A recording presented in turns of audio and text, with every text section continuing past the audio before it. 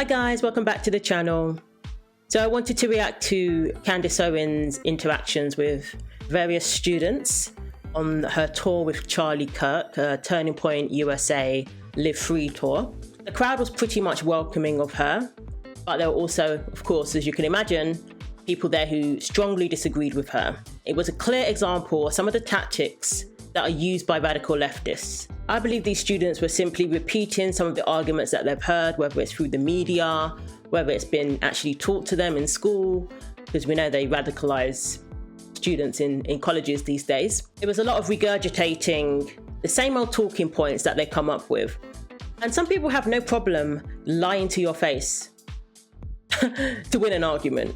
So the theme of the tour seemed to be encouraging people to not immediately dismiss somebody because you have different views, or to vilify somebody who thinks differently from you. That seemed to be the theme of the tour, and I thought that was a very good theme. And the exchange she had with this one particular woman was very eye-opening, and I thought it was a good representation of this theme. Now, Candace started off her speech by asking the audience if there were people among them who didn't like her. Now, nobody raised their hands, and I'm assuming it's because people were being polite. Sounds pretty mean to say you dislike somebody. Even the leftists, even the radical leftists didn't raise their hand to say that to her. So she rephrased the question to make it sound a little bit more polite, and one woman raised her hand. And this is a woman she had the exchange with. Were you the one who raised your hand? Yes. Thank you for being here. This, by the way, is the person that raised her hand, the one brave person when I was like, I know you don't like me. So that was awesome. It's been great to be able to hear a different opinion. And, yeah. and it's great to have that exchange. I love that you did that. And I love that you were brave enough, because we obviously know that people did not like me tonight, but you were like, I'm going to be the one person who raises my hand. I would say not like you, just have a difference of opinion. So it's great to hear you, and you've changed my thought pattern on some things. Thank you. I do have some questions. So I actually have a two-part question. My first question is, do you actually intend to pursue public office at some point? Yeah, people always ask me if I'm going to run. Right now I'm running around chasing toddlers, and I love my life. I am so happy every single day. And, you know, until I think there's a need for Candace Owens for president, let's let everybody else try to kill each other, because I got toddlers trying to kill each other at home. And for my second part of the question, I identify as a lesbian, Black, female, and some people might call me a little bit masculine.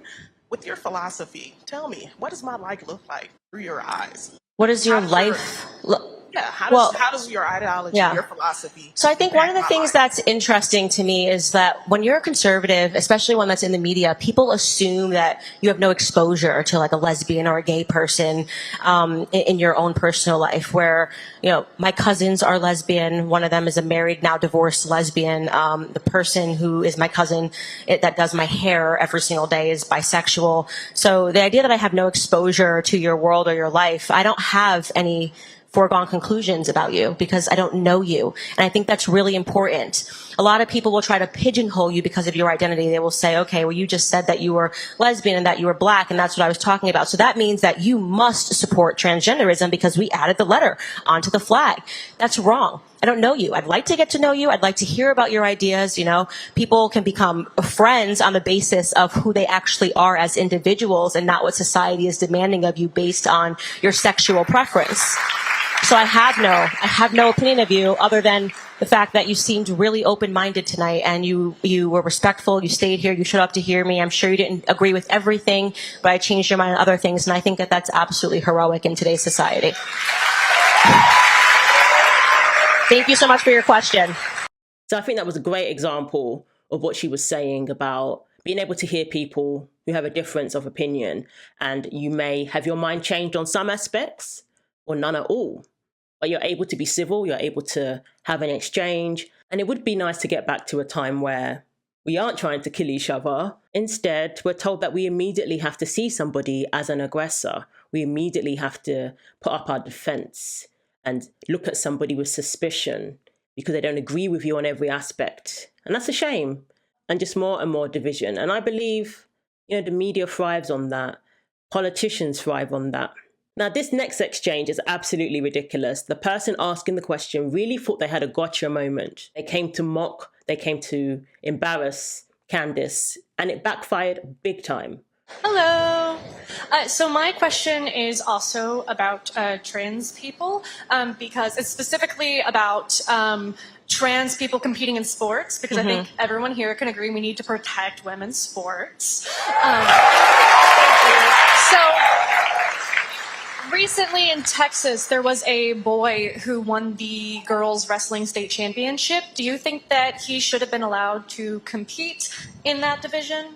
I think that a man taking down a woman on a map should warrant a call to the police. Wonderful. And should not, of course, be considered a sport. Because he was actually born female and forced to compete in that division despite being on HRT. I am so open to transgender people. Like, if they want to have their own division, go for it. I literally, in fact, I would love to watch it. So I actually would love to watch it. If you are opting in as a man, as a woman, to having a man take you down on a mat, that is totally fine for me. But what is unacceptable is that we have these divisions. This is for women, this is for men, and you have people that are allowing men to compete in these women's divisions and to obviously dominate, because going back to biology, men, of course, are stronger than women. They are always going to be stronger and faster than women. It's like how Lia Thomas went from getting second place in a race as a man to winning the race. Yeah, it's completely unacceptable, and it's fraudulent, and the people... Exactly. Going from second to first does not happen naturally. Yeah. And so I think... Lia Thomas, the swimmer who came in second place in as a man, that's right. Championships. Yeah, and then he just switched his gender and suddenly was dominating. Went from second to first. As someone who competed in athletics in college and high school myself, no one ever goes from second place to first place. Okay. So she hones in on this one piece of information about Lia coming second in one race when Lia was William Thomas or Will Thomas. And I did look it up, and I did see one race where Will did come second, yes. And so what? So what? Clearly, you will see that Will Thomas has a physical advantage over the women.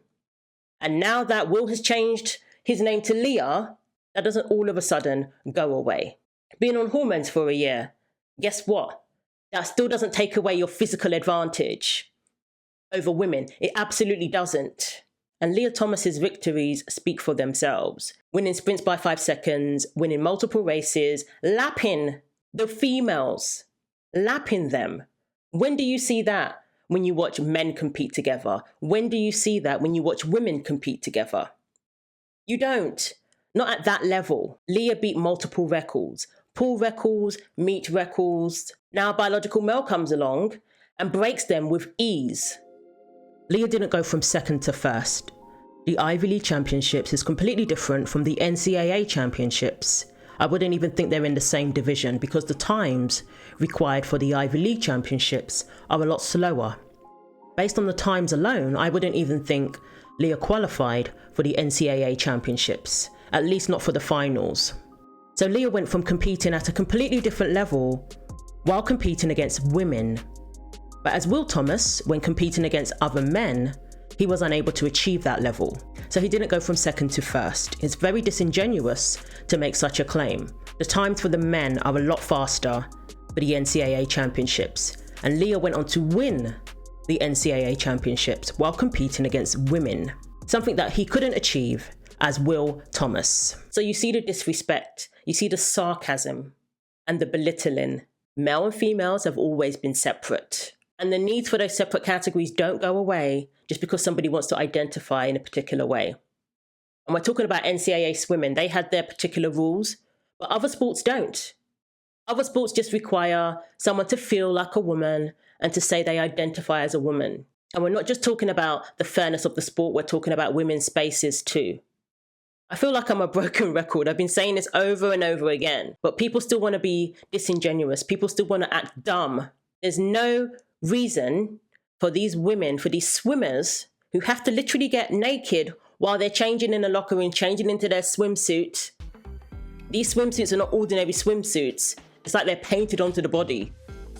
It takes a long time to even put them on, from what I hear. These women had to go through all of that while being in the locker room with a fully intact 6'4" man. There's no reason for these young women to have been put through that. But their feelings don't matter, apparently, because you want a virtue signal. You want to act like you're so better than everybody else because you're all for this. And you're belittling people who have common sense, actually, who understand why sports has categories. This person claims to have competed herself.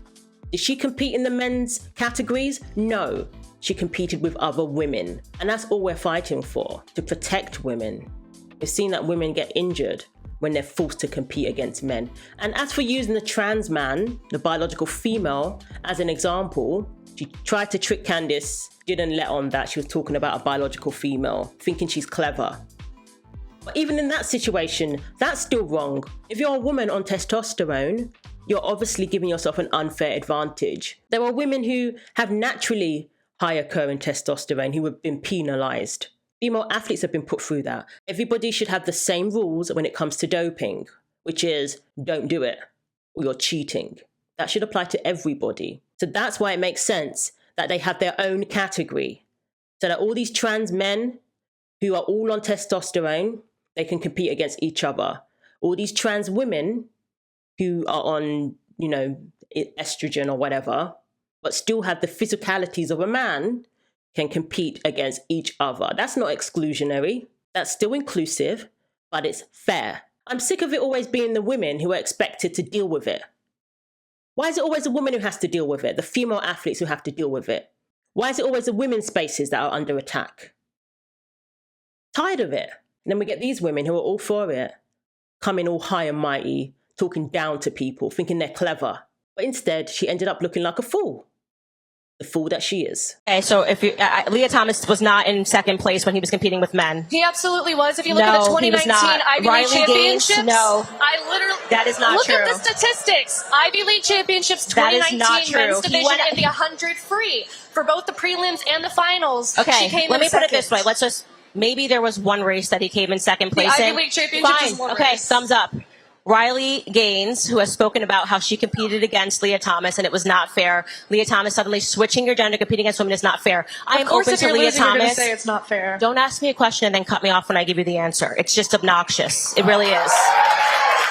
I am open to Lia Thomas and every other trans person having their own category at the Olympics and allowing them to compete. That is absolutely fine. Having their own category at high school universities, at high schools, at universities, everywhere across the country and being able to compete. What I am not open to are biological men competing against women. If you want evidence that biological men will always defeat women, look no further than the actual Olympics and look at the time differences as it is when men are competing in a sprint versus women competing in a sprint, when men are competing in a throw versus when women are competing in a throw. If you don't want to acknowledge biological reality, I want you to lead the trans Olympics. I want you to be the person that establishes the trans events for people. Thank you for your question. There's more people behind you. Okay. I love that your solution is separate but equal. What? So we already have a, what? Your solution is separate but equal? What are you talking about? We already have men and women divisions. So is that separate but equal? Next question. Absolutely ridiculous. Those categories have existed from the beginning of the existence of sports. So why are people acting brand new now just because somebody says they identify as a woman? I'm sorry. Those categories are there for a reason and will always be there for a reason. Whether you're a trans-identified male or another woman who's okay with it. You don't get to tell other women how they should feel about the locker room situation. You don't get to tell other women how they should feel about competing against trans-identified males. None of these women have lost places on a team because it was taken by a male, or missed out on qualifying because they were one place behind due to having a male on the team. None of them have been through that. So they don't get to tell people how to feel. They don't get to tell people to ignore how they feel about the situation. And it's not just feelings. Facts are also on our side. Biological facts. So I think Candace handled that very well. That was not the gotcha that she thought it was going to be. So let me know what you think.